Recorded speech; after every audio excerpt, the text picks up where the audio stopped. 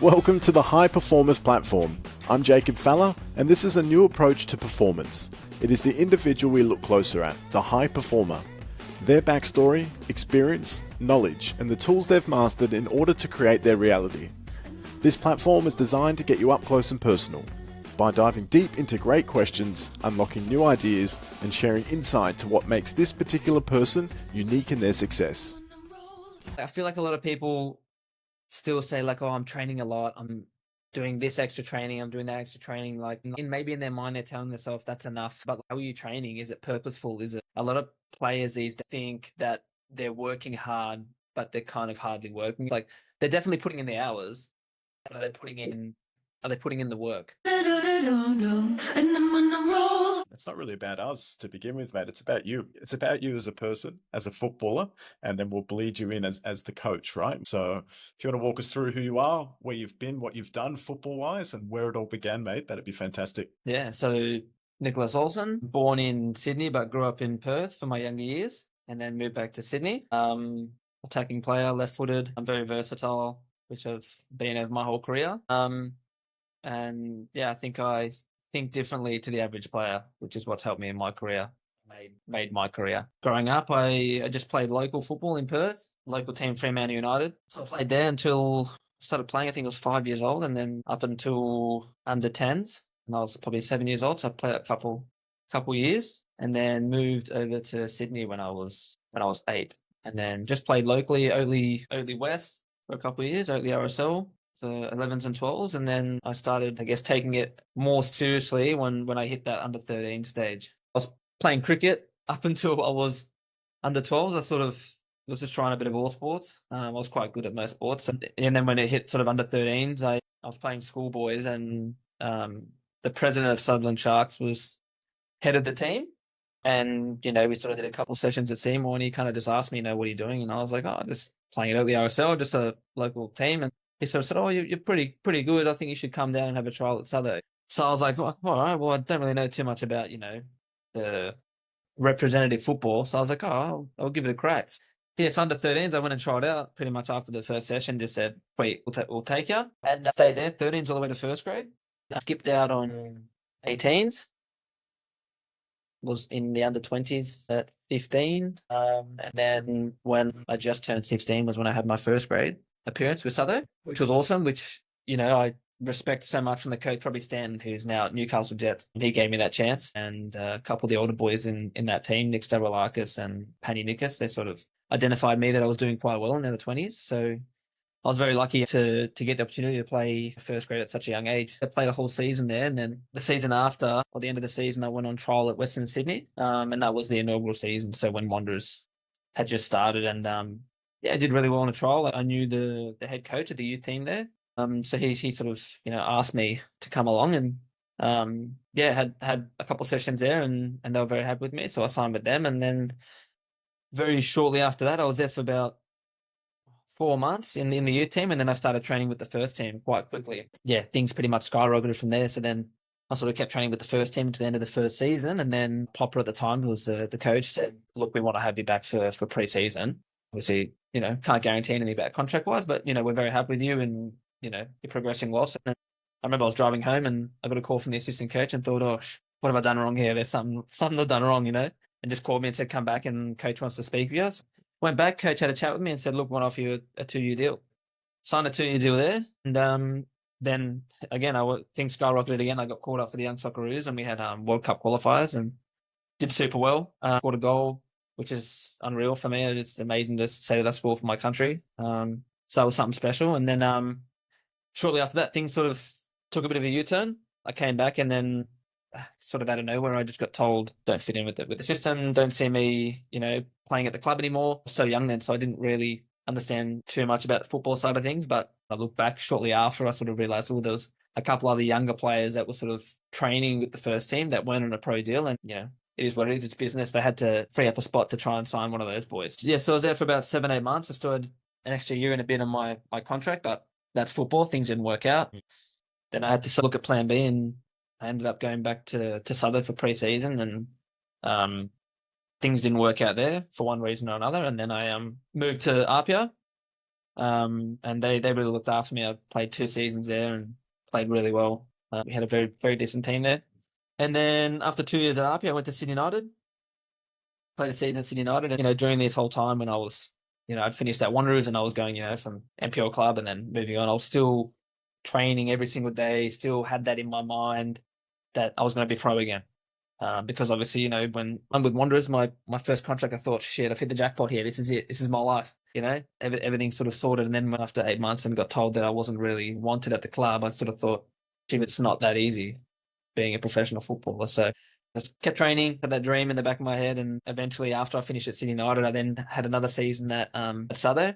And in that time there, when I went back to Southo, I just had a really, really good season. Scored a lot of goals, had a lot of assists, and a couple of trials, Sydney FC and Mariners. And look, I did really, really well with those trials. That's not me pumping myself up, but I really thought it was, out of all the trials I've done in my whole life, I thought this was it. This was my second chance again, and it just didn't work out. In pre-season, a really, really good friend of mine, he was an agent at the time. And he had a couple of contacts, and I knew that he had played overseas. Daniel Zeleny, shout out to Daniel Zeleny. And he saw a lot in me. And I remember going up to him after coaching some kids at SAP at Southern, and I just said, mate, are you still doing agent work? And he's like, yeah, I'm still dabbling in it. And I said, look, like I really need help. If there's anything you can do for me, like please let me know. And he did. He got me trials at A-League clubs, and they just unfortunately didn't work out. And then he got me a trial in Kuwait. And then that's really what kickstarted my, I guess, second chapter of my professional career. I went over there, and people don't know much about the Kuwait League. I didn't either. Sort of thought I was going to go there and this is going to be, sand and camels everywhere, but really surprised me. And it was a great experience. I went there on a trial, which is like not always what you want to do, but at the end of the day, when you're pushing to be a pro, you got to sort of do whatever you can. I went to Kuwait with not much money. I kind of went there and spent the rest of the money I had in my bank account to go on trial at something that wasn't a guaranteed thing. So I went there, 2 weeks trial, did really well, had a bit of issues at the end of there. I came back home because apparently they were trying to pay out a player that was there, couldn't do it. So I thought, okay, I need to go back and work and get back to NPL and make money again. So I went back, and 2 days later they messaged me and sent through my contract. And yeah, then that was the start of my overseas experience. So I stayed in Kuwait for 2.5 years. Played with Al Jara and Kaitan. And yeah, it was unreal. A totally different feel of professional football. The way things are done in the Middle East are completely different to what we know here in Australia, which is a big eye opener for me. And it's a big eye opener for a lot of players, because I think, especially for me, I was definitely one of those players when I was younger, and I thought, I saw these A-League players go to Thailand, to Middle East, and I thought, well, why are these players going there? They're just going there for money. But in my circumstance, it wasn't for the money, it was for the opportunity to play football. Yeah, sure, the money came, but it was like I have nothing else going for me in Australia, and I still want to be a pro. So I went over there, and yeah, the 2.5 years I had there were unreal. I got looked after. I played really well, made a lot of contacts, a lot of friends over there. And yeah, after the 2.5 years there, as I said, like it's not the same as what it is in Australia. And the 2.5 years was like, I think that's enough for me. And when I finished there, I was really blessed. I again, Zeleny reached out to Brisbane Roar, Nathan Sherlock, who I played with at Sydney United at the time. And he said, yeah, I remember him. He's a good player. He'd be good to have at the squad. So I spoke with Warren Moon, and that was my entry into the A-League again, which, again, so thankful to Warren Moon to give me an opportunity to play back in the A-League, because it again, like, continued sort of this slow snowball effect of me continuing on playing in my professional career sort of things. So I went to Brisbane Roar, and I had such a good time. Unreal. It was so good to be back in the A-League, be with Australian boys, be in Australian soil, and to be able to, like, actually have an A-League game, because obviously I was at Wanderers and I had that 2-year deal and I was there for 7-8 months, but I never got that chance to have a debut. Warren gave me my debut and I ended up playing 16 games in A-League, which, I mean, at the time you sort of just go with it and you're like, oh, I'm playing the game week in, week out. But then as soon as you go out of it, so after the 16 games, I finished the season. For whatever reason, money, didn't have spots available. I couldn't stay at the club. But looking back, it's like, there's so many players in Australia that want to be a pro and want to play in the A-League, but just don't get the chance to. So I know that I was so lucky to get that chance, and every time I got in that field, it was one of those things where it's like I definitely didn't take that for granted. And one of my football bucket lists was like, if I'm going to finish my career, I really want to make sure that I can do whatever I can to play in the highest level in Australia, so that I can tell my son or anyone in my family that I did that. I played in the highest level in my country. So yeah, played the 16 games there, did really well, and then I was in no man's land again. Finished at Brisbane, and I was thinking, buzzing. I played in A-League 16 games. I'm going to get another gig. whether it's minimum salary, whether it's more, whatever. But I was like, this is awesome. I'm going to get another gig because, as we all know, a lot of players that are in the A-League seems to stay in the A-League. Once you've played a season and you've had a fair amount of games, you sort of think, oh, yeah, I'm going to stay in the league. So unfortunately, it didn't happen for me. I had about 2, maybe 3 months where I was just in no man's land. I was training every day, mentally trying to keep fit, and just things weren't happening. I was reaching out to agents, all these people I knew, and nothing was sort of working for me. I put off signing with NPL clubs because obviously in that sort of stage of my career, we get to learn quickly is that you got to sort of stay in the professional window. As soon as you sort of move out of the professional window, then sort of you go back to square one. It makes things a bit more difficult again to get back into that sort of environment. So I held out for 3 months, and then I got a message from an Indonesian agent, which I've been speaking with, for 4 or 5 years. He really wanted to try and get me to Indonesia. Didn't work out, and he reached out to me on almost deadline day in Vietnam and said, look, there's an agent that's looking for an attacking player. Would you be interested? I said, yep, definitely. Didn't have anything at the time, so I was like, I'll take anything at the moment. So puts me in a message with the agent. Agent calls me in the space of 10 minutes. Can you leave tomorrow? Can you get to Vietnam? Really need you to come. Is it possible? I was like, well, hold on. Yeah, no problem, but conditions, all that sort of stuff. Where will I be living? What team is it? Sent through all the information 10 minutes later and just said, I'm with the coach right now. Can you travel tomorrow? So I traveled the next day, went to Vietnam. Vietnam, totally different experience to Kuwait. Nothing was said about whether it's a trial, whether you're signing straight away. Nothing. Just got told, oh, yeah, you'll do your medical test when you get there. So I got there. The team played the day after. I was asking, when am I going to sign with the team? When am I going to do my medical? Yeah, no problem. All good. Just stay in the hotel. Keep yourself fit. Everything will be fine. Cool. No problem. Another day goes past. What's happening? What's going on? No problem. Just give it a couple of days. We're organizing everything. Cool. 2 days go past. Okay, we're going to take you to training. Okay, no problem. When's the medical test? Don't worry, the coach just wants to have a chat with you. Okay, cool.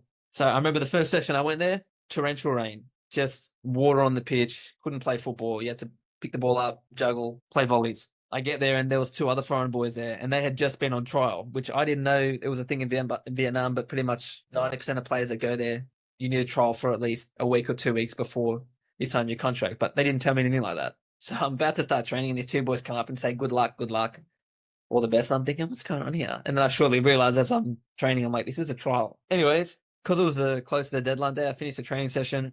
Agent comes in and goes, look, he wants to see you tomorrow. I was just like, I came from having nothing to then I have a potential opportunity here. So I was like, yeah, cool, no problem. I'll come and train tomorrow and see if they like me. 10 minutes later, comes back in and says, nah, deadline day, we need to get you signed. So I was like, oh, perfect, no problem. So went to the club, signed my contract, and then that was the start of my Vietnam venture. My first 4 months there, using best start to a season with a new club that I'd ever had. Got 5 goals, 2 assists in 11 games. And then after that was like, I was just, it was the best time of my life. Everyone wanted to sign me. They were throwing money at me and all that sort of stuff. So I decided to go to a club in a good location, close to the beach. And then sort of, I got very, very good money, got looked after. Everything was good, happy days, first couple of weeks when I was there. And then sort of, things turned out to be the worst for reasons that I can't probably say, but the environment just wasn't what I needed. It wasn't what allowed me to play freely and what got me, I guess, the results that I had in the first club that I was at there. So I stayed there for half a season. My statistics at the club were very poor in comparison to what I had done previously. So I ended up moving from that club to another club in Vietnam with an old coach of mine that had me at the first club there. And then I sort of started to get my momentum back. But then I finished the season and unfortunately, statistics speak a lot in Asia and I just didn't have that. And that was the end of my Vietnam adventure. And then after that, I was sort of in that no man's land again, like 4 months, 5 months training, talking to agents, hoping something would come up, A-League, and just nothing. Just, put your name forward. We'll let you know if you find anything. And just nothing was happening. So that's when I decided to look into the NPL and come back, and I had to start playing football again. And I guess, I had to be in the shop window in terms of playing games and getting minutes. So that's when I reached out to Heidelberg, and that's when I spoke with Nick there and signed there. And I had an awesome season. That's obviously where I played with Dom and met Dom. And what a club, great environment, good people, great facilities. And it really helped me get back into love with the game. Had a good season there. We did very well as a team. And then I got lucky again and finished the season. And when you're not looking for something, then that's sometimes when everything gets thrown at you. So then I got a message from the Indonesian agent again who took me to Vietnam, and he said, "Hey, do you want to go play for a team in the Maldives?" And I said to him, what am I going to be doing with this team? Am I playing the local league or what? And he's like, no, you're going to be playing AFC Challenge League. So I said, fuck, this is unbelievable. And obviously with my wife being pregnant at the time, sort of talking about another move overseas sort of wasn't the right thing for us at the moment. And it was just perfect timing. It was just a 3-month contract. And moved to the Maldives, trained there for a month. Then we had the tournament in Kuwait. I did really well there. Unfortunately, the team didn't make it. And then came back home, decided as a family, we wanted to move back to Sydney, and then that's what sort of moved me to Wollongong. So that's Nicky Olsen's career. Nicky Olsen's career in a nutshell, mate. There's and I didn't want to interrupt you there. You're on a true run with momentum. Just I was trying to make it a bit shorter than as short as possible, but yeah, when you sort of when I looked at my career, and then when I was younger, and I look at other players' careers, and I see like, far out, how's this guy going to like 10 different clubs in 10 years? And then when you actually are in that sort of, I guess, bubble, then you realize it's so easy because changes of coaches, like you just don't play well one game for whatever reason, and you just constantly move around. Absolutely. So look, I've got 2 pages worth of notes and touch points to readdress, but mate, overall, fantastic to hear your story and your relentless pursuit. I've got a few words circled here: commitment, proactive, resilience, all of these topics that I hope we can unpack more as this conversation continues to go. But these are the trigger words for these young boys and girls looking to follow in similar footsteps, right? If anything, I've got in red, cutthroat. I knew that this industry and this profession is cutthroat, but mate, it seems even more so, being able to speak to you and unpack your story, it seems pretty vicious, and the in and out and the not being told, and then you're in limbo again, and then it's like, what's next? And yeah, I think the biggest thing for me is like, because I feel like when I was younger, like a lot of players that were like my age or I played with, for example, like I will never name any names, but a lot of people would say like, he's lucky to play first grade because he had time to train all the time. And it's like, well, yeah, but I just guess I sacrificed so much and put so much into my football that I was sort of, I guess everyone has the same mentality like, yeah, I'm just going to give up everything and play football. But then at the same time, it's like I knew in myself that I do have what it takes. And then that's where that resilience comes in. Like I would always, even when I knew that there was like nothing sort of coming of my football, I was like, it doesn't matter. I'm doing the right things. I'm training hard. I'm talking to people all the time. I'm making sure that I'm always opening the windows. I just knew that if I kept at it, that I was going to get another chance. And especially at that age too, where I came out of Wanderers and I was probably still young. I was 17. I was so naive and just immature, really, and I didn't know much about the game and how it sort of worked. Then when I sort of got my second chance, then I kind of really understood how it works. And yeah, it's that old story, like hard work beats talent when talent doesn't work hard, sort of thing. I feel like I'm a prime example of that. Yeah, I do believe I've got immense quality. I've got a lot of technique, which has come from me constantly training all the time. Sort of like, get so good at what I do. And that's another thing to tell a lot of players. When you get to the pro level, it's not about like you watch Vinicius Jr. and Mbappe and they've got so much skill. They do step overs and stuff. And like step overs are great. But to be a pro, it's about doing the simple things correct. Like not losing the ball in simple situations, making the right decisions at the right time, defensively being in the right position to make sure that you slow a player down and you can win the ball or so that the players can come and win the ball.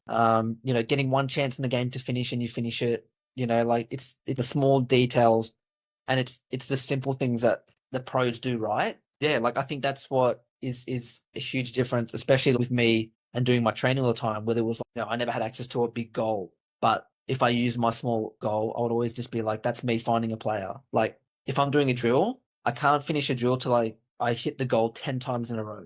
Because in a game, I need to hit the player 10 times, like out of 10. Because if I don't, then that could be the difference between us getting a chance to score or losing it and a chance for the other team. Like it was just like making sure that all the trainings that I did, that I was doing the simple things right, Well, yeah, so we're talking about the extra trainings and that relentless pursuit to stay ready, be ready, keep evolving, keep honing your craft so that when you do get an opportunity, you can take it with both hands. Yeah, exactly. Yeah, and that's what, you never know when you're going to get called up for a trial.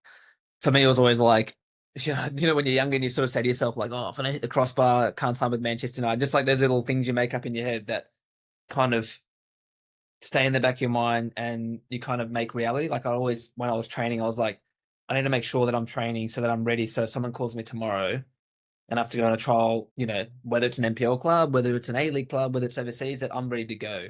So that was like always in my head. And I've had that mentality, like even to this day, it just hasn't changed. I've done it so much, it's become a habit, like, which I say to a lot of players.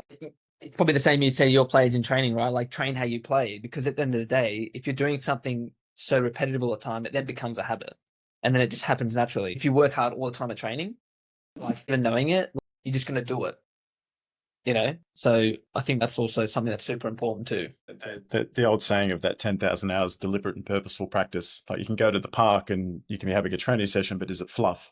Or are you actually at the park with intensity, the mindset, the visualization? You've just described a big goal you didn't have access to. A lot of kids will say, oh, too bad. I don't have access to a pitch. I don't have access to a goal. Can't go and practice. Whereas you've just used a mini goal. You've improvised. So I think a lot of this is stemming to your mindset, mate. Your mindset and that relentless. Yeah, definitely. Yeah. And I think and that's another reason why, like, everyone always says, I don't know, like, I feel like a lot of people still say, like, oh, I'm training a lot. I'm doing this extra training. I'm doing that extra training. Like, maybe in their mind, they're telling themselves that's enough for me to get a chance to be a pro or whatever. But like, yeah, like, how are you training? Is it purposeful? Are you just turning up to the sessions and you're like, well, I did my extra passing today. Like, that's enough. Okay, you did your extra passing, but like, did you do it at game speed? Did you visualize like how you would be doing that in a game sort of thing? A lot of players these days think that they're working hard, but they're kind of hardly working, if that makes sense. Like, they're definitely putting in the hours.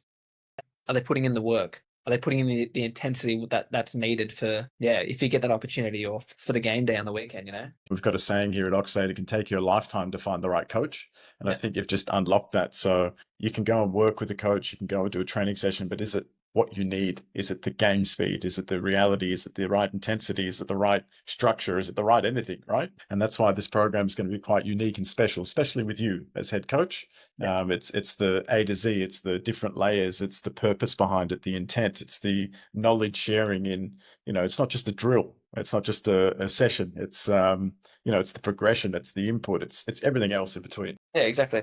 100%. And that's the thing, like with, as I said, like the extra training and stuff, like even like see now this access, like for example, Oxidate Pro, like, I mean, you can't get any better. When I'm telling you, I went down to the park, I had one coach that I had for like a year. 12 years of playing, at a high level of football. 10 years I did it by myself at the park. I did it with cones. I did it with a small goal. Like, I didn't have a big goal to practice my shooting. I did it all by myself. Obviously, when I was younger, my parents took me to the park, but still, it was the mentality of like, even if I haven't got someone to train with, like, I'm gonna go do it. I'm gonna go out and I'm gonna make myself better. Whether it's like a simple pass or whether it's something a bit more intricate, like dribbling or something like that. Players at the same time, they have access to so many things on social media nowadays, but I think that's where like Oxidate Pro also separates themselves from the rest, because you have got the right coaches, you have got the right mentality, you have got the right environment where like players are in and they're getting pushed to a certain level to make them better instead of sort of just going through the motions, which is huge because you can't talk on anyone else or what anyone else is doing. But the majority of the places out there, it's not for the purpose of trying to push them to become a pro. It's sort of like, I guess, getting them in to do some work. Yeah, there's no clear end goal or destination. There's no method to the madness, so to speak. It's either just a business and it's a money-making operation, which, said respectfully, fair enough. Yeah, exactly. It's fine.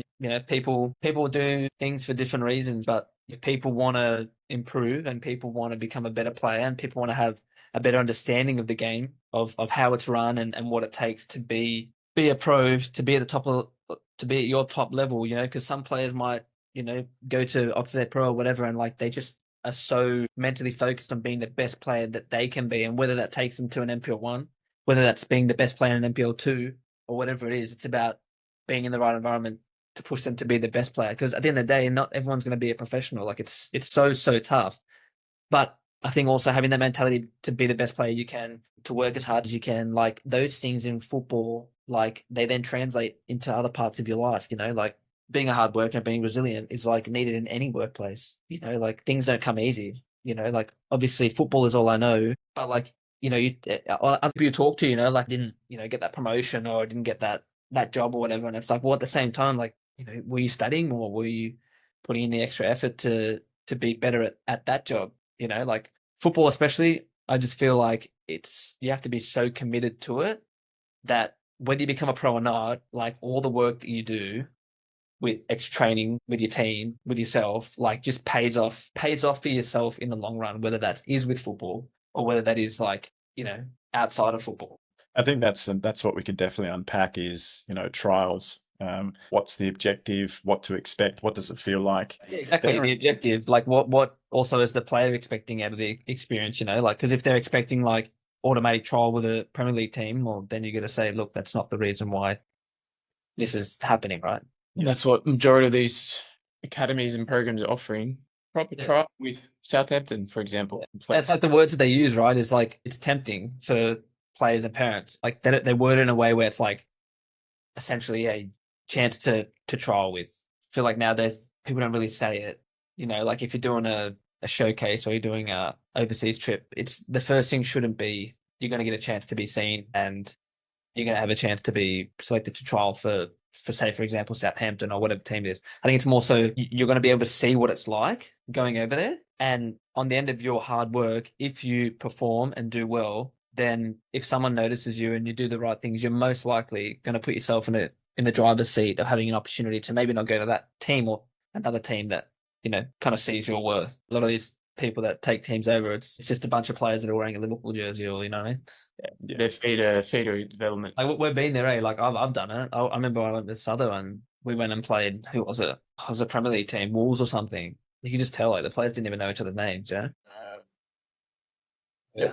The biggest thing for me, and it's the same in my career, is like you make your own luck and that perseverance of how hard you've worked day in, day out. When you don't have a clear path of this is definitely going to make me a pro or definitely going to get me to a destination, what do you think that is and where did that come from? Like for me, it's you basically fall in love with the game and fall in love with that grind and that always striving to be better every single day.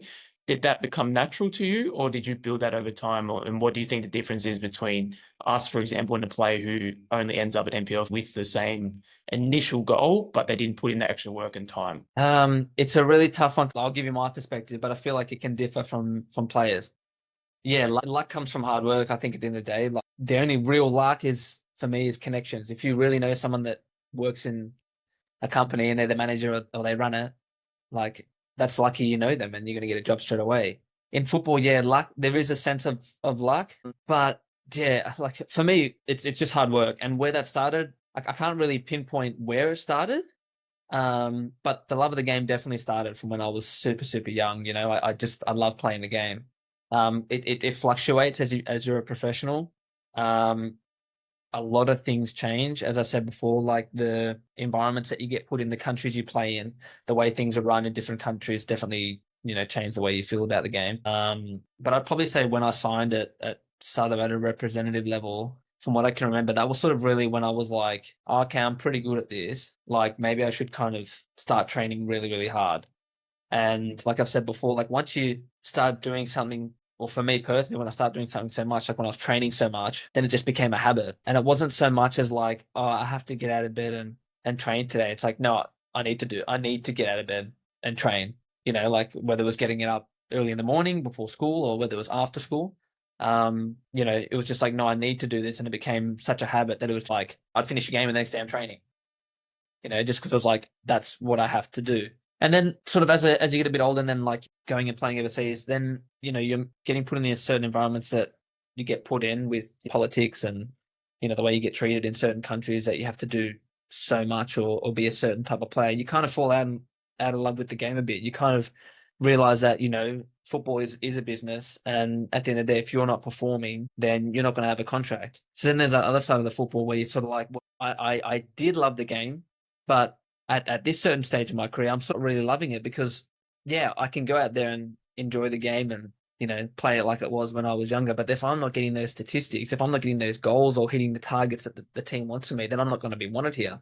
And I'm not going to have a contract. I'm not going to have money. So then you sort of like, your mentality changes about the game. You still love the game, but you sort of have a little bit of dislove for if that's a word, because you're sort of like, well, the love of the game's sort of gone now, and you need to start worrying about performing and getting statistics up so that you can get another contract. Obviously, as you progress and grow as a footballer, things change and priorities change, and your definition of success and what you want to achieve changes as well. Oh, definitely. Yeah, that's Adapts over time in terms of your commitment and enjoyment of the of the game. Yeah, that's probably the thing too, like expectations. Yeah. Like when kids are younger, they're like, even when I was probably 15, 16, I was like, yeah, I want to play for Manchester United. That's all it was, Manchester United. But then when I played it, sort of when I went for Wanderers and then went around, then I went to Kuwait, my mentality changing, and I was like, look, you know what? I'm a good player, but I'm not a Manchester United player.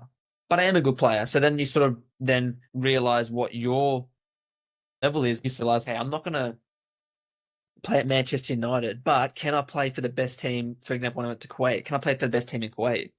Or can I perform so well in Kuwait that I can play in Saudi Arabia? So then, like, as you get older, then you sort of, your mentality then changes on, I guess, what your career would look like. It still doesn't change your mentality on what work ethic, but it changes your whole idea of where my career could potentially go or become. I think it's that whole thing, right? It's goals versus expectations. And we're strong believers in goal setting, mantras, staying accountable, putting in the work to achieve them, breaking down big goals into smaller goals. But goals versus expectations is a hard reality, right? Yeah. For the best of us.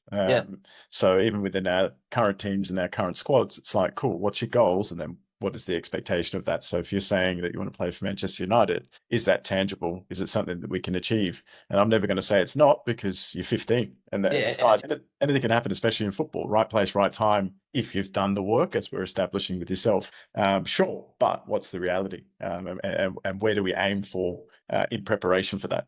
Yeah, for sure. And just when we talk about work, Nick, you're talking about hard work and how hard you worked every day and doing extras and stuff. How much work does it actually take to become a pro? Like when you're training by yourself, how much were you training?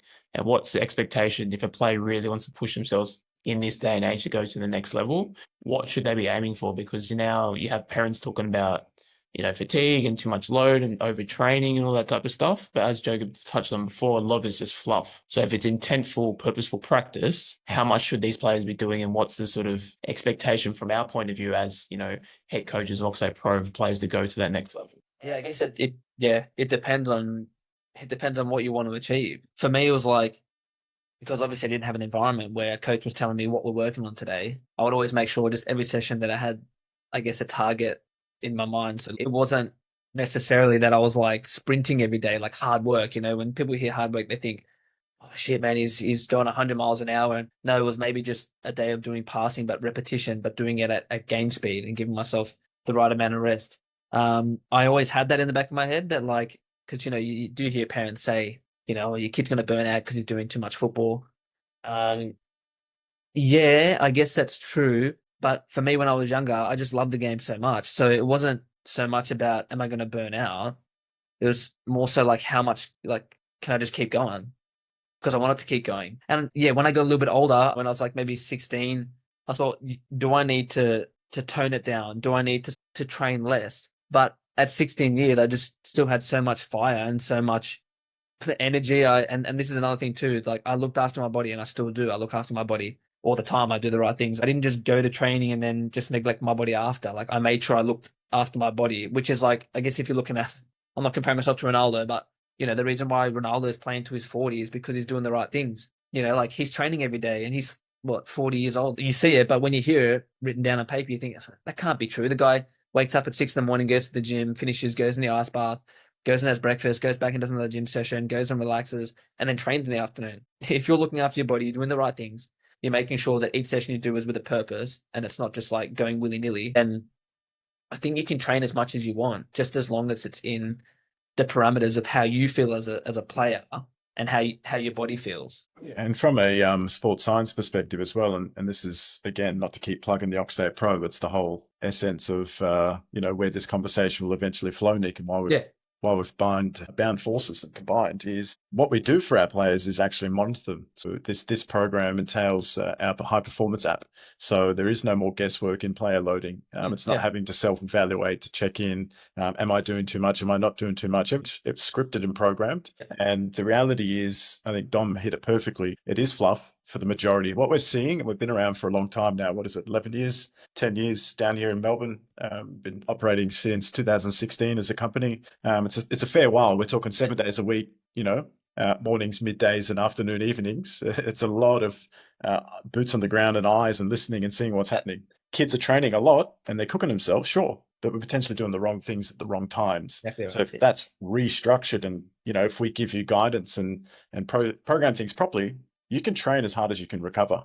So if you are skilled in your recovery, you can train double. And all of a sudden, if you're training 2 times with purpose over a kid who's training once every single day, and it's done properly, your growth and projections are in a year, 2 or 3 years of what everyone else is getting. So that's the point of difference here as well. And that's also where like the program comes in, because monitoring them all the time and balance it and make sure that, they're getting the right balance of, training, recovery, so that you're not doing fluff sessions. And what's an interesting thing as well, Dom, sorry to keep jumping in, is we look at teams. So obviously we're here in Victoria, right? We look at the Melbourne NPL systems and we look at the team structure. And the team structure, although on paper, is quite good. And every club now has got a 4th training session, and we're trying to get towards that purposeful practice or more rolling ball time or contact with the football, which is fantastic.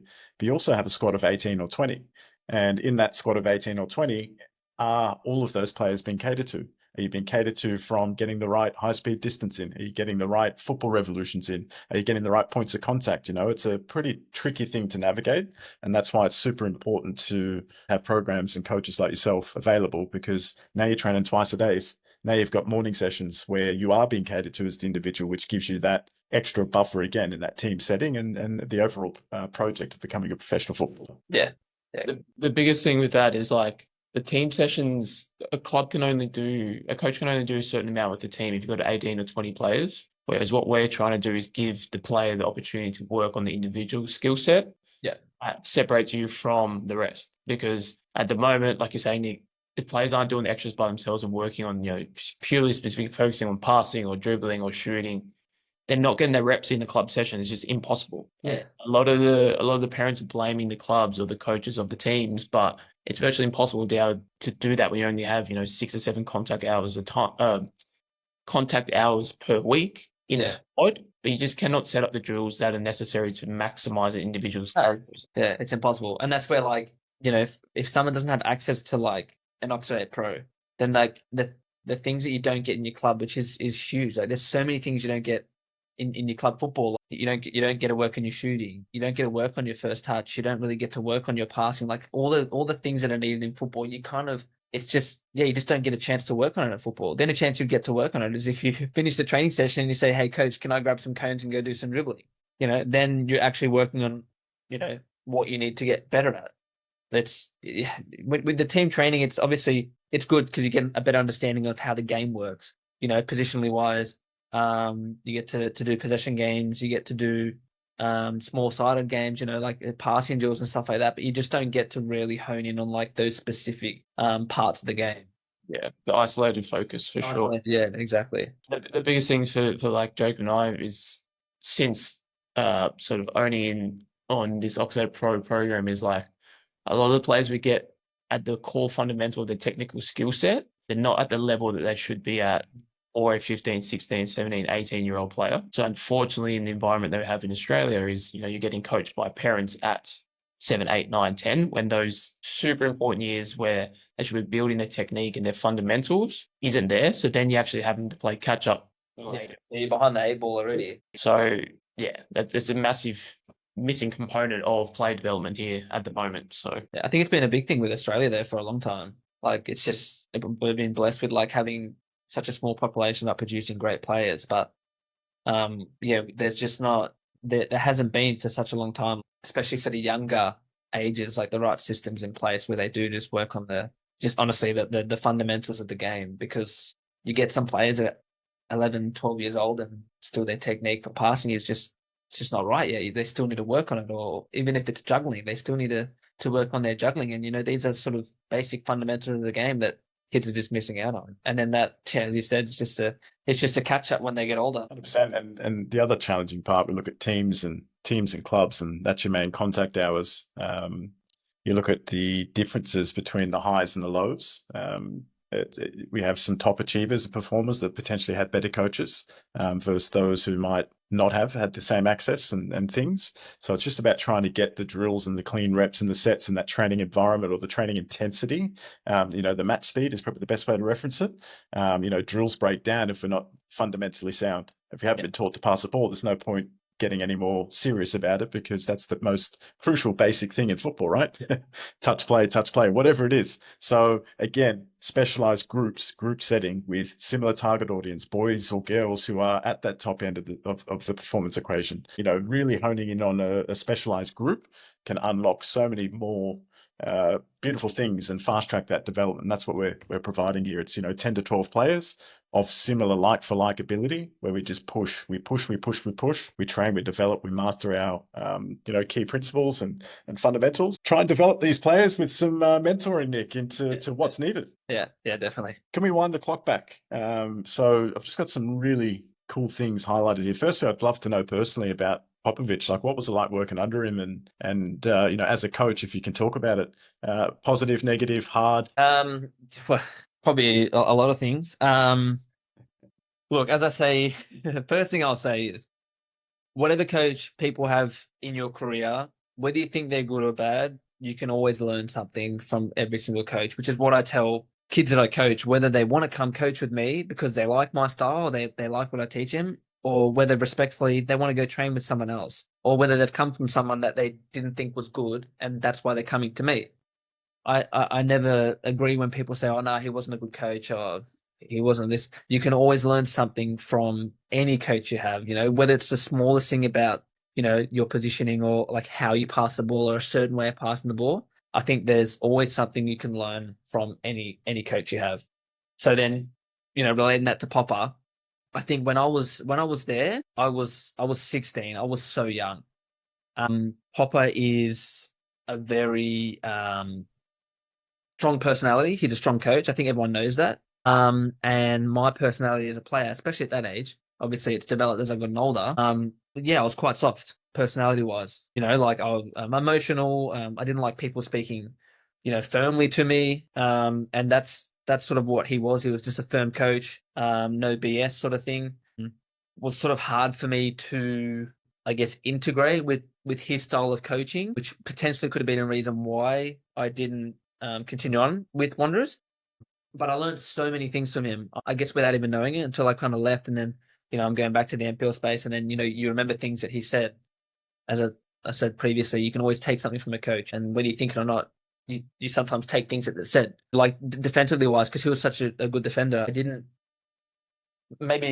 really hear feedback from him so much, but when he would speak to defenders and players that, because when I went there, I was attacking midfielder, and then I sort of ended up being left back. So then I had to learn quite quickly, like what to do. So when I heard him talking to the likes of Topple Stanley, Michael Beecham, DePuzzo, Shannon Cole, and talking about their positioning and showing us on the video of how your body should be and where you should be placed certain parts of the game. Oh, I learned so much about the positioning of a defender and how to defend and what to do, sort of thing. And then on the other hand, because I was an attacking player, obviously when I first started there, I was in attacking positions. So then, when we're doing shadow play and stuff, and he's explaining certain runs to make for wingers and for midfielders, I guess in that moment, you sort of don't think about it too much. But when you're doing it so repetitively, you then realize when you get out of that environment that, like, the things that I was learning from him that no one else was learning. So then, I was able to use what he taught me and take that into the next club that I went to. And even to this day, I still, a lot of things that he taught me that I did take, that I did agree with, and I did feel like helped my game. I then pass it on to players that, I coach now. In saying, is he a good coach? For me, yeah, great coach. He won the Asian champion. I've actually got a box here that White Wanderers sent me for being the champions 10 years after the Asian Champions League. Obviously, I didn't play a game. I wasn't on the team sheet, but he won that with them and was very, very successful. I just think maybe which I think he's done a little bit as he's sort of progressed in his career. He's sort of adapted more and I guess been a bit more relatable. I feel like when I was at Wanderers, he was just a bit of it was like a firm coach. That's it. If you don't do it, I'm not happy. You're out of the team. So I just wanted to ask, mate, and more stemming, not so much honing in on Popper himself, but just that relationship as a like from a player with the coach and the relationship with the environment. You know, how important is that? How important as a player is that relationship to coach or to environment? I think it's huge. And more so now with the generation of players. I think for me, like as a coach, I think potentially man management comes first when it comes to a team, a football team. Understanding the player, understanding what they need. Do they need an arm around them to comfort them, or do they need, kick up the backside because of the type of personality they have? I think that's almost just as important as, maybe more important than the tactical side. Like tactical is super important, but if you can manage a player right and you can make sure that they're happy, that they're confident, that they're going to play well, and tactically, the instructions that they give you, they're going to like listen more, and it's going to correlate better if you have good man management. I was probably maybe on the edge of that generation where it's like, yeah, you don't really, you want a firm coach, but you also want a coach where that's going to understand you. And for me at that time, I probably needed a coach that was going to maybe put their arm around me and say it's okay, continue working, things are coming. But Popper was sort of that, I guess, old school kind of coaching where it was just like, do this, no, that's not good enough, and I guess maybe less positive talk and like less understanding of the player and just pushing boys to do better. A bit more of a sort of a firm approach. I think this is your unique, superpower, among other things, mate, is your experiences. Like anyone, as we get a bit older, our past experiences shape who we are, especially as coaches. And I know you're just embarking on your new coaching chapter and getting heavily involved, which is fantastic. But it's these unique experiences that you've had as the player who we're all aspiring to be, essentially. And it's you now being able to morph and mold those and apply them to the person in front of you. Yeah. And in Oxidate, it's about the person first, the player, or the athlete second, right? So again, just super important, the environment, the relationship, how we're conducting ourselves, and then the input and the education we're delivering. Yeah, exactly, because like you believe it or not, you have a huge impact on the players. Like as you said, Dom, like when I went to leave and the boys were like, "Oh, we're gonna miss you," this and that, and like in the moment, you're like, you believe you're doing the right thing, you believe that you're giving the right information to the kids, but you don't sometimes until like, say you have to go away for a couple of days, and then you realize like, the boys like, "Oh, we missed you so much," and you actually realize how much of an influence that you can have on these players and how much you can really impact them and get the best out of them. Yeah, 100%. 100%. I think the biggest thing for like my experience as well, I remember one coach, I won't say his name, when I was their age, so 15, 16, changed my entire career because he gave me so much belief and confidence that even when I ended up in a poorer environment where the coach wasn't giving me the love and care that I needed as a player, I'd always remember things that he said and the positivity and the things he used to say that were really strong points about my game. So I always had that in the back of my mind. So I think that man management or that belief they can give into a player completely propels their career. Like they have no idea until, years down the track, you think, oh shit, he had such a big impact on me and that type of stuff. So the biggest thing is environment dictates performance, right? Big time. Yeah. And you see it with like a lot of players, like maybe you've seen in previous seasons, it's a player that, not sure about this player. Like, is he really up for it? Is he technically good enough, to play in whatever league it is, if it's an NPL1? And then you see he goes to a certain team and you're like, oh, why do you go to that team? But then starts playing out of his skin, and then it's because they've been put in a good environment, and a good environment can change everything, like with a player, Yeah, 100%. So other things, let's go back to the high, mate. This is something that I've been busting to ask. Scoring for your country. I know we had that chat early on in this piece, but walk us through the feeling. Describe the goal. It's something we've all. If I can remember it. If you can remember it. It wasn't against the strongest team. It wasn't against China. It was Chinese Taipei. But still, I'll give myself credit. It was the tournament was in Myanmar, and we won by a couple of goals, but I got one. It was it was honestly, it's like, you can't beat playing for your country. Honestly, it's a special feeling. Obviously, before that goal was scored, I did represent the country in Spain, and we had like they do it every year. It's an international tournament. You know, I came up against Spain, Qatar, but yeah, like playing against like players in Spain. Like, I mean, at under 19s level, these guys are razzlers, man. Like, they just do things at such a top level. It's, you know, you definitely look at them in awe. And I just remember, yeah, the first time you hear the national anthem, like, you know, you probably don't think about it too much when you're like a kid, you're at school, you're like, yeah, singing the national anthem. But when like you're wearing the national team jersey and you're walking out, you know, handing the crest and you're singing the national anthem, it's just, yeah, you get goosebumps. It's just unbelievable. The goal I scored, from what I can remember, I think the ball came across, ball's on the right hand side. I was playing left wing, ball got sort of played across to the midfielder, and then I received it on the left hand side. And I just took a touch just inside the 18-yard box and just played it, you know, slid to the right side of the goal. And yeah, I mean, like, it wasn't like there was heaps of people in the crowd. There's a couple of people in the crowd. So yeah, I mean, it was maybe like a toned down celebration because I think it could have been like the third or fourth goal. But still, like, I mean, what a feeling scoring for your country. It's something that not everyone gets to do, you know. So yeah, I've still got my jerseys, although like the numbers are starting to stick to the other jerseys, so I've got to try and separate them. But yeah, it's a memory that like, yeah, I'll keep with me forever. It's amazing, really. That's huge, mate. That's why I just wanted to re-highlight on it. It's massive. I mean, I've been close. I've been on the other side of the white line. I've had the you know, the uniform on with the young Matildas. Got to sing a couple of national anthems in tournaments and stuff. And even then, you know, being that close, I'm still 30 centimeters on the wrong side. You can still feel it. It's huge. Talking about goals, mate, I've been watching a few things pop up with the Wolves here with Wollongong, and you've been scoring some goals, yeah? Yeah, so far so good. What is it? 5 games, 4 goals, 1 assist. Yeah, not bad. I've definitely by this year. Can I ask Nick, what's the difference between goal scoring? You know, you started so well in Wollongong compared to Heidelberg in terms of goals and assists, like the stats. Has there been Like the reason why you think? you're more confident at Wollongong, like just in this season, or style of play? It's another question I had. Style of play of New South Wales compared to Victoria. Is there difference, and what is that difference everyone talks about? Yeah, so the difference between NPL Victoria and Sydney is Melbourne's just like, it's aggressive. Like, boys get stuck in, like challenges go flying. Definitely more physical in Melbourne. Don't know why. Maybe it's because pretty much all the pitches are grass. They're wet. You know, like there's quicker. I don't really know why. Maybe it's because there's like, I mean, more like ethnic based. I mean, there's ethnic based clubs in Sydney, but I don't know. It's definitely more aggressive and physical in Melbourne for sure. I feel like in Sydney it's more technical and tactical. Like most majority of the teams, I'd say that's the biggest difference.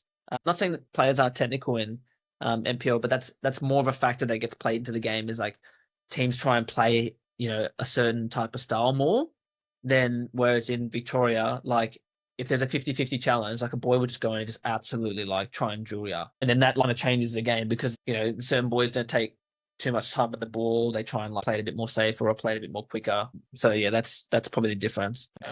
What league do you think prepares you better for pro football? So, like, let's say an NPL player from Victoria or New South Wales is going to go to the A League. Do you think there's a better league for players to be in that was going to develop them ready for the A League? Or depending on team and coach? Because obviously there's different teams playing different styles of football. I think it depends on the player, of course, first, whether they're good enough.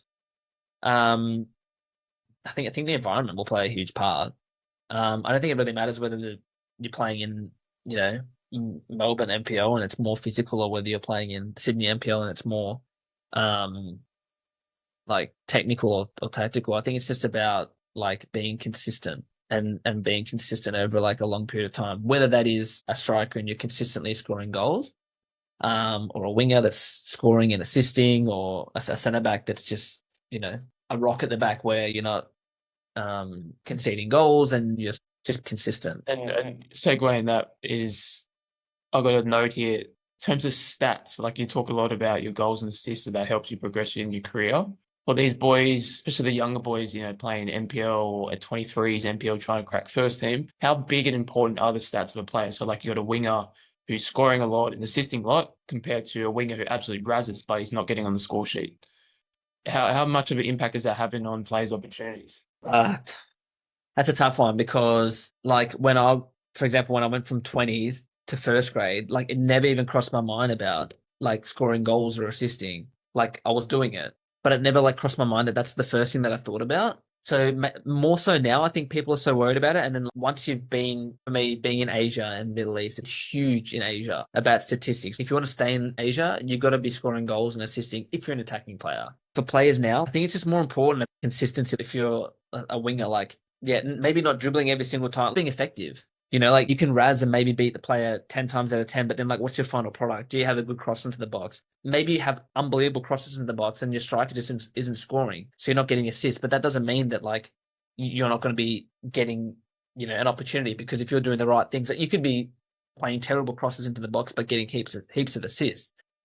Overall, if someone's watching your game and they see like, oh, okay, like your crosses or your final product isn't good, it's just happened that you've got, you know, more assists or finishes. I think more focusing on like, are you an effective player in the game? So many players out there that can beat their players so easy, but what's your final product? If you're a striker and you can beat the centre back so easy, and you got 9 1-on-1s in a game, but you're not finishing them, then like, you know, you're not effective as a striker because you're not finding the back of the net. If that kind of makes sense. Yeah, for sure. Makes sense.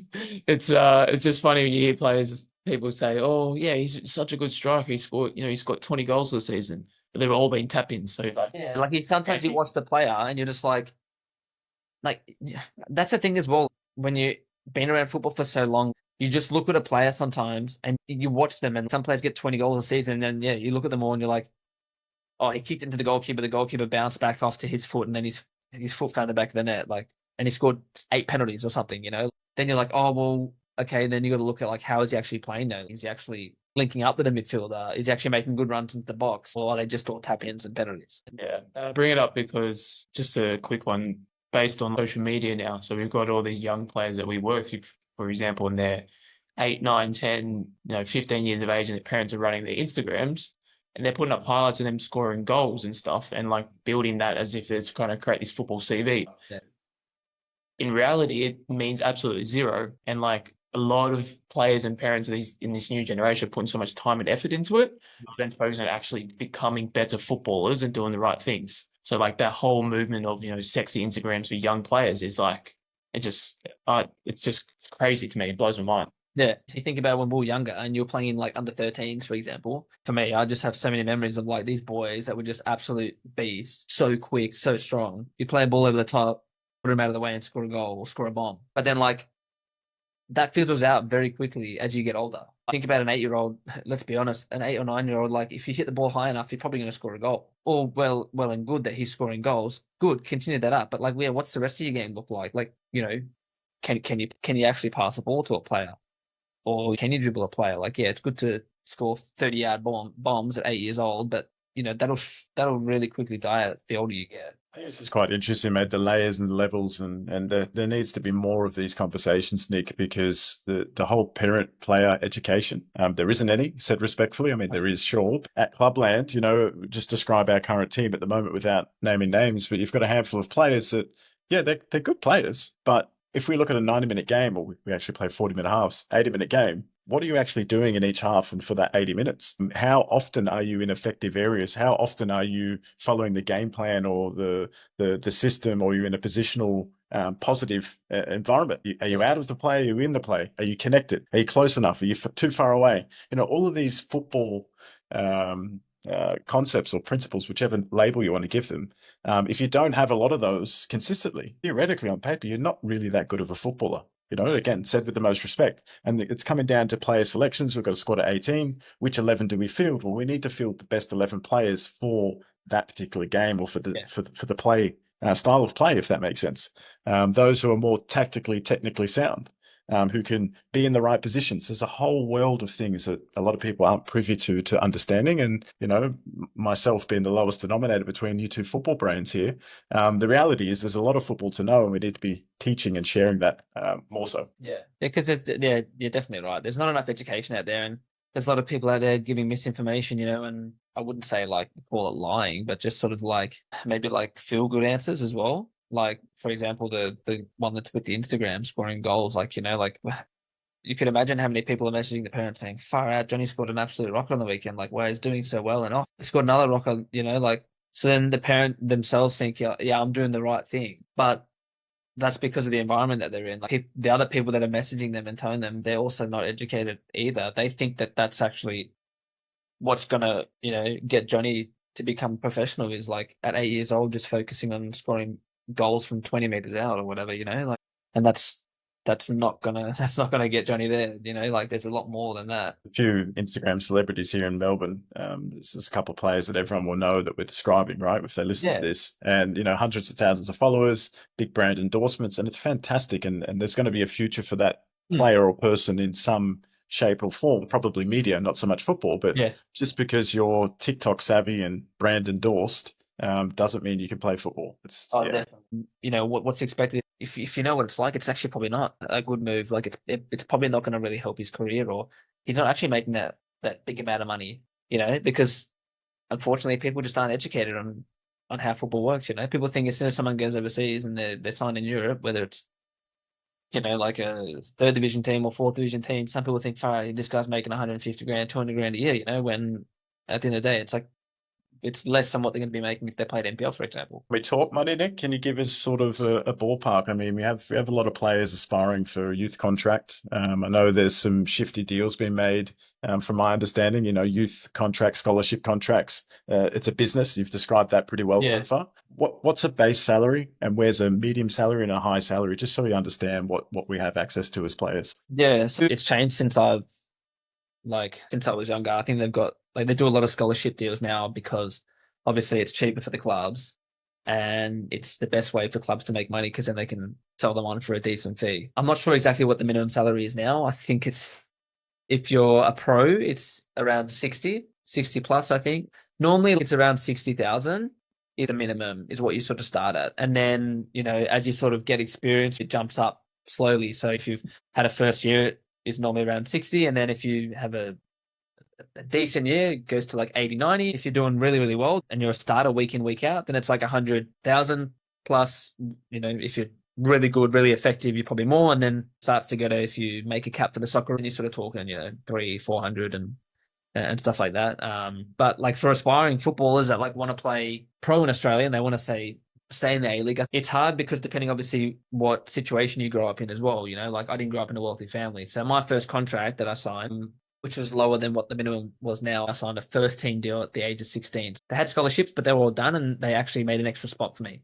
So for me, the money that I got then, I think it was like 40 or 40 plus. That was huge money for me, right? Because I was such a young kid. So like, I was like buzzing. I can go buy Nike shoes. I can go on a shopping spree kind of thing. But as you get older, you realize like, unfortunately, there isn't really, unless you're signing a scholarship deal and you're really good, and then you have a really outstanding year and you're getting sold and you're going overseas, like it's financially, it's not sustainable to be a young player, for example, and say you sign a scholarship deal and you sign it for 3 years. If you don't improve and become better in those 3 years, you're losing money with, the living costs these days. Like it's not what you see overseas, like you see the boys rocking up in like Louis Vuitton wash bags and stuff, like, which is what I thought. I thought I signed pro deal. I'm going to be balling. I'm going to be having a Ferrari and all that sort of stuff. But like, it's not like that. Especially in the A-League, like, I think even a lot of players that have maybe been in the A-League for a long, long time, and they've maybe like sort of gone around to different clubs and haven't had the highest of contracts salary wise. Like, you have to end up, whether it's straight away or it's a year or 2 years after, you have to get another job. You have to start doing some other work because unfortunately, financially, unless you're a top player, that's played in the Socceroos and getting a $300,000-400,000 a year contract, the it's not huge in Australia. Whereas like if you talk about Asia, yeah, Asia is different. There's kind of tiers to it. You've got your entry level, which can be honestly from like $1,000 to say 5,000, potentially for a max, and then you sort of start going up from there, and then it can go up to $500,000, $1 million, depending on how well you perform, how long you've been in that sort of environment or that area in Middle East. Then you can make upwards of $500,000, depending how good you are and how successful you are and consistent you are too. So then that's another like side of the football. But then what comes with it is like expectations. Like when you play in the A-League, like you're in a great environment. Yeah, the money's not the best, but you have good facilities. You have good grounds that you're training on. You're in your home country, good living standards.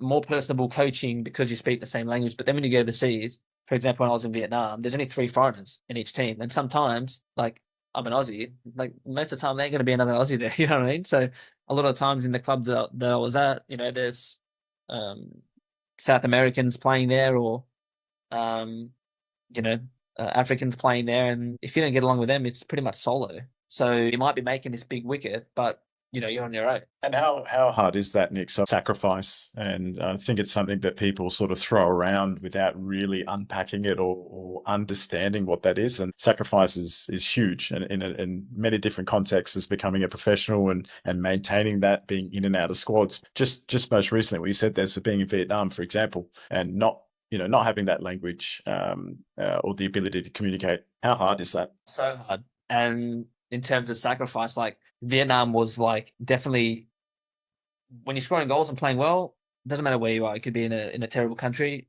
It'll be the best time of your life, which is what it was for the first 3-4 months of Vietnam. I thought this was heaven because I was playing well, scoring goals, I was getting good money, so I was looking after my wife. Um, everything was taken care, everything was fine, right? Whereas I went to another club and I didn't perform well. So I'm not performing well. Training's tough. I'm not in a good environment. I'm traveling away and leaving my wife at home by herself in a country that doesn't speak a lot of English. So that's another sacrifice. And then we're traveling in not normal circumstances. Instead of taking a plane to a game, we're going in a sleeper bus for 14 hours, and then as soon as we get off the sleeper bus and then playing the next day. So there's like a lot of different sacrifices that you have to make if you want to become a pro. For me, I gave up. I was never a big party goer. I maybe went out once a year from when I was 21 for my birthday. That was it. And then maybe New Year's, maybe. But I hardly ever drank. I hardly ever went out. And I've only been to one festival in my life. Technically didn't really have a life growing up. It was just football. I was always training. Like I would sacrifice sleep to make sure that I got a training session in, like I would have dinner late because I was like to my parents, no, I got to go out and I got to train. The sacrifice is just doing whatever you can to make sure that like that dream becomes a reality, which is like what I said when I was like always training. At the back of my mind, I was like, yeah, I might not have anything now, but something's going to come because I'm not going to stop till something comes. I'm going to keep training. I think tying into some of Dom's story in that relentless pursuit, right? Like Dom was overseas by himself for a number of years, and it's just a shock to the system seeing the demographic or the kids today. Even our Oxidate Pro crew at the moment, it's like the sacrifices that we've done as individuals to get to where we've needed to be versus what's currently socially or physically or football accepted or executed, for better words, right? It's like, mate, I'll just use Dom as an example, and you can probably speak for yourself, Dom, but doing an extra 5 or 10K run every single day just to be fitter than somebody else or fitter than the guy next to you. You know what I mean? It's that relentless pursuit just to do better and to do more. Because why not? Like, why wouldn't you? Yeah, exactly. And that's the thing, right? Like, why not? Because someone else isn't doing it. So I think it comes down to like, if players are actually serious about wanting to go pro and make it to the top, like the realization of the amount of work and sacrifice you have to make is actually incredibly and much more than what you actually think.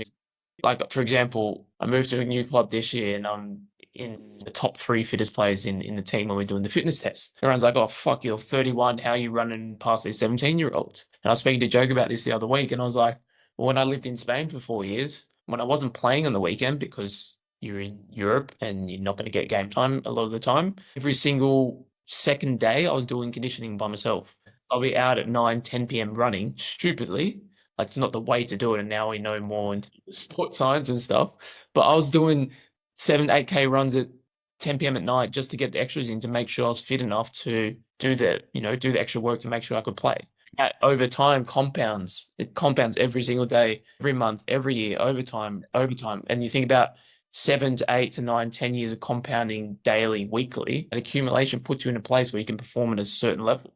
Yeah. Players who aren't doing the extras now and then think they got what it takes to go pro, even though they're talented, if they're not doing these extra things, like it's impossible. You got players like yourself, Nick, at their age who's working 3 times as hard. Yeah. How do you going to match that over time? It's impossible. It's impossible. Yeah, it is. And then like also continuing it, because players will do it and then they get the opportunity, for example, and then it's like, I did it. I did all the hard work, but it's like, no, you don't ever stop. it just continues on. And as you said, it just builds and builds and builds and builds, and then takes you to that level. And then even when you say, players, fingers crossed, all of them have some decent careers, and then when you finish, you come back and, for example, me, I'm 29 and I'm coming to training, and everyone's like, well, bloody hell, can you slow down? So, well, what do you mean you're slow down? Well, you're just doing a bit too much of training. It's like, well, that's what I've done my whole life. That's what made me a career. When you think about like LeBron James, look at him, 42, still does extra, still does gym post match things. It's just a different level of mentality. But I guess the message from us is like, if you really want it and go to the next level, you have to put in the work. It's simple. Yeah. There's no shortcut. Massive. So transitioning from the player, although you're still currently a player, mate, and doing exceptionally well, transitioning into coaching and on this next chapter, which is exciting and probably more so for us at this stage than than you potentially. But being able to work with you and combine forces, we have to ask, mate, what was the interest there to combine forces with Oxidate and the Oxidate Pro coaching program? I think it was quite easy. Obviously, I worked with you guys in Melbourne, and I loved the program. I loved the way that you guys held yourself, and you have a great program, but you run it well too. The way that you interact with the players, and the philosophy, a similar philosophy to what I have. Opening up in Sydney, it's kind of a bit of a no-brainer. You guys have done so well in establishing not just a business, but a good working business that helps players to become better, with the right resources and the right people around it. Why wouldn't I bring it to Sydney, and try and do my best to build on what you guys are doing and add my touch to it, my experience, and yeah, my style of coaching, to help improve and give these players access to things that I didn't have when I was playing. I think you've hit the nail on the head. Our philosophies are quite similar, and we're fortunate enough to do some really good work, and you helped us immensely here in Victoria when you're here with Heidelberg. Learning the person that you are and the experiences you've had, and potentially a different sort of format from most, air quotations, A-League players or professional footballers here in the country, right? And it's that personality, it's that experience, it's you as the person, not just as a coach, that excites us to be able to give these opportunities to Sydney footballers, mate, because you just don't get access to it. Combining forces with this program and with yourself, it's truly special, and we can't wait to obviously host trials and bring players in and make this something that hasn't been done before, from that special uniqueness and that quality of philosophy. Yeah, definitely. And you want to make sure that the money that you're spending is invested into yourself. Like at the end of the day, now with all the access to social media and stuff like this, a lot of misinformation out there, but there's also a lot of good information out there. And I feel like that's what Oxidate Pro does, is they filter out the misinformation and speak on experience. And that's experience in the playing field, but also in the coaching field. You guys have had, as you said, 10 plus years of coaching experience, with players of the ages that you work with. And if parents and players are going to spend money, then why not spend it in the right place? You've got a proven track record. No one can ever guarantee that someone's going to be a pro, but they can definitely guarantee that they're going to be getting the right training. They're going to have the right program to make them the best player that they can be. And that, that's exactly what we're aspiring for. It's like, we've done the hard yards yourself with your entire playing career, us as coaches and players, and the last 10 years plus grafting to figure out what's the easiest way to help, what's the easiest way to unlock your best potential through support or educational training. Can we fast track it? And the answer is yes. Like, the results are guaranteed basically at this stage. We can't guarantee how far we can take you, but we know we're going to make you a better person, a better player. It's as simple as that. So if you want to come and become a better person, better player under the right coaches and the right guidance in a unique small group of talented athletes, and it's definitely the right place for you. Yeah, for sure. Oxidate Pro is built for the top 1%. So this is a little tagline that we put in here. And obviously the market's quite heavily saturated, right? There's 1,001 academies, there's 1,001 coaching companies. We say it's oversaturated, but we say it's not competitive. And our whole model is based around that top 1%. What qualities would a player need? So if we're coming down there to host trials, but we'll come down and help you out, which is super exciting, mate. Show us the stomping ground, get us around Peakhurst, and to see what this Sydney, South Wales, what this football demographic looks like. But what qualities must a player possess to be a part of this program? Number one is definitely commitment. If a player wants to be a part of this program, you have to be committed. You have to want to be there. You have to be willing to put in to put in the hard work, whether that is doing the extra training or if it's just getting up early in the morning. And that's something that some players find hard to do, but you have to make sure that you've got the right mentality and the work ethic to want to become a better player and a better person. They're the type of people that you want in the program. Yeah, you want talented players. Who doesn't want a talented player? But if that talented player doesn't want to do the extra work, isn't committed, doesn't want to come early to the training to make sure that he's warmed up and ready to go, then there's obviously, it's pretty simple. There's no point of you trying to be a part of a program like this, because a program like this is tailored for players that, yes, they have some quality, but they also have the right mentality and mindset and the commitment to, not just do something for, say, a term because they thought, oh yeah, one term will be enough, but being committed to the course, to the program, training up to your first professional contract, and then say, that's it, I'm done. You got to continue that journey and keep improving, like whether that's your technical side of the game or whether that's the physical side of the game, getting in the gym, strengthening important parts of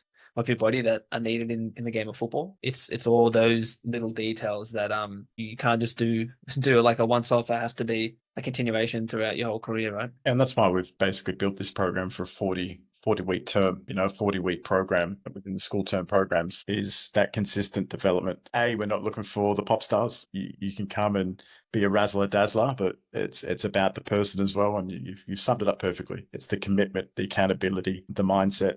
It's the attitude. It's the application. It's showing up every day. It's performing at your peak, regardless of what's happening around you. It's teaching all of these tools to become a professional. It's giving a semi-professional athlete the environment from start to finish of what's needed and what's necessary, and then providing those tools. So if a player is to get scouted, or we take a player somewhere, or a player transitions from New South Wales to Vic NPL or whatever it might be, and the systems that we can establish and unlock for these players, it's preparing them for that as well. Yeah, so that they're ready to go. It doesn't matter what the situation is or exactly what state they're going to, what country they're going to, that player is ready. And then not just ready, but then continuing on and supporting the player, when they're in those other environments. So, Dom, have you got any questions around coaching? Part of the program, obviously, with yourself and I as head coaches in Melbourne and Sydney, the mentorship side of it as coaches and still current players, how much do you look forward to that side of it? And also how important is that for young players, having like mentors, for example? I think for me, it's probably like one of the biggest things why I do it, why I coach, is to, it's hard because I don't know if I really had a mentor as such when I was younger, but I do know, for example, when I was at Wanderers, there were certain players that I looked up to, and whatever they said, I listened to as much as possible to gain as much experience as I could from them. So for me, I feel like in the short space that I've been coaching, that I have, my experience has a huge influence on the players that I am coaching. And that mentorship, I think, is super important for players as well, because the more that, you're coaching these kids, the more comfortable that they feel, which is what I hope to get out of this, is that players, you're coaching them and you have an expectation, which you need to have. You need to have expectations. You need to drive the sessions and make sure that they're at a high standard. I want to drive their standards, but I want to be a huge mentor to these players that I feel like they can come up to me and just say, like, whatever it could be. I've had someone message me and there's an interesting opportunity going to Southampton. What do you think I should do? I have got an opportunity to go to this club. Like, how should I prepare for it? Or could be something happening at the NPL team. They could be like, look, I'm not playing at the moment, or it could be a situation where it's like has nothing to do with their ability, but it's other factors outside of football. So there I can, as a mentor, be like, I've been in that position before. What are the things that I did and was it successful for me?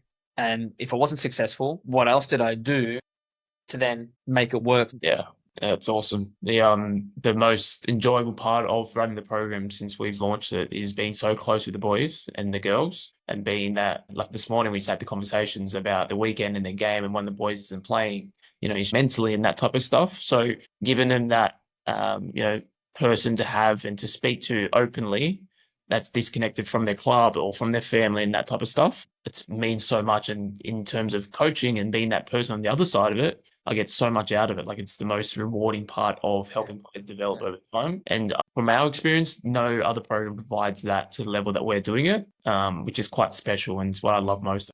Just been amazing. And I guess it's also the time after training. I know people pay for people pay for a service, right? So at the end of the day, Oxidate Pro is a service, but you do have to be personable too. Like, I think some of the sessions we did in Melbourne, like, I would finish the session and I had nothing after. And I'm like, you know, some of the boys maybe wanted to do extra. So, well, come on, boys, let's do a bit of shooting or something like that.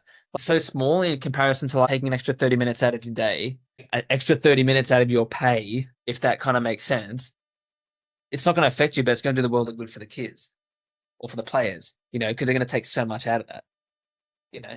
Pushing for the right reasons, Nick. It's Exactly right. You know, authenticity, and this is again Oxidate, you know, through and through, and combining forces with the right people, working with the right people for the right reasons, man. And it's rewarding for all parties, everyone involved. like, honestly, this is the thing, right? I'm going to be completely honest. When I was lucky for 1.5 years of my career, I made decent money. It didn't change my life. I've come back here now, and like, yeah, I'm full-time NPL. I'm doing some extra coaching with kids. I'm not chasing the money. I would love money. Who doesn't love money? Like, you know, you got to eat. And also it's nice to buy new shoes and stuff like that. But like, when you see the enjoyment on the kids' faces for doing extras, it's awesome. You know, like, where do you get that elsewhere? Like, a lot of people, you know, people are paying $120 to go to, I don't know, some guy that, yeah, played A-League or played Champions League. But then they get to the session and it's a 16-year-old. You know, like, that's also another thing too. And then that 16-year-old's like, well, I'm not getting paid overtime. So like, they're doing it because it's a job. So they're like, well, cut, done. Like, watching the clock, like, let's get it done. Yeah. But as you progress, mate, as a coach, what you can unlock and what you enjoy and what you can squeeze in and what you can change, like that, it's the art versus science. It's the session template versus what you see in person. Exactly. And yeah. especially in the private stuff, man, it's sometimes better to not have a session plan. It's like, cool, I've got a format. We're just going to unlock what we can unlock. And in that session, we focus on that. So it's, Sometimes find out more about the player doing that as well. Yeah. If you had your time, like a big bold question, if you had your time again as a player, what would you do differently? Nothing. I'd do nothing differently. The only thing I always think to myself is like, how would my career have turned out if I grew up in England? That's the only thing I question to myself is if I grew up in a different country, I would be very interested to see how I would progress. That's one thing that I would like to know. But in terms of like changing my career, no, I probably wouldn't change anything because, like, at the end of the day, like, I'm the player I am because of the experiences I had. I'm the person I am because of the experience I had. You know, yeah, I'm never that type of person to look back and be like, if I had not have gone to there, or if I had have made that decision, then I would have gone on to do that. No, I believe I made the right decisions at the right time, and if you don't win, you learn, and that's. Yeah, I wouldn't change anything for my career, not at all. Massive, mate. And one final question from me is to any young players or people listening, you know, what would be the simplest, best piece of advice that you could leave them on to keep chipping away at? Simplest, best piece of advice. Something that someone hasn't said before, because I would just say that never give up, but resilience, eh? That's probably, like, me in a nutshell, resilience. That's what I would say to a player. Just not stopping until you get what you want. But sometimes you don't always get what you want. Sometimes you got to get something that you don't like to then eventually get what you want, you know? That is brilliant. Thank you, first and foremost, for your time, for your input, your energy. We're really appreciative. And I enjoyed it. So thanks for having me.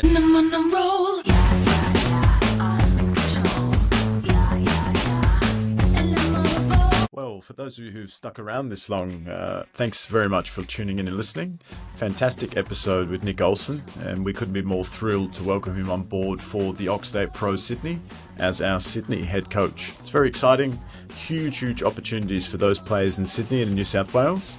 Stay tuned for further announcements. Obviously, we've got our expressions of interest out now. A few players are signing up and registering, which is fantastic. And of course, we'll be hosting trials. So with the Oxidate Pro program, it's a minimum of 2 trials. It's a merit-based football program, something we're beyond excited to bring to New South Wales. And it's something that we're very much looking forward to. Second to that, how awesome the High Performance Platform's back in 2025. It's been a long time between episodes, between series. The fun fact was we actually started this project back in 2019, 2020. Right in the peak of Melbourne, Victoria's lockdowns. This is a bit of a passion project and something to keep myself sane and entertained, but also to stay connected. I mean, we're all locked away in our homes. Melbourne probably copped it the worst. Victoria copped it the worst, I'd say. So it was the ability to be able to stay connected, to reach out, to have good conversations, to keep the brain ticking over, to keep learning and educating and, sharing important stories and important messages. So both Dom and I are thrilled to jump on and start a new series. That's the High Performers Platform. We've got a few awesome conversations coming up. But again, thanks to Nick Olsen for sharing his time, his professionalism, and his insights. Great episode. Drop some feedback. Let us know how you got on with the conversation. If you agree or if you disagree, there's some pretty hot topics there in terms of football. But yeah, looking forward to the next one. Stay tuned, and we'll speak to you soon.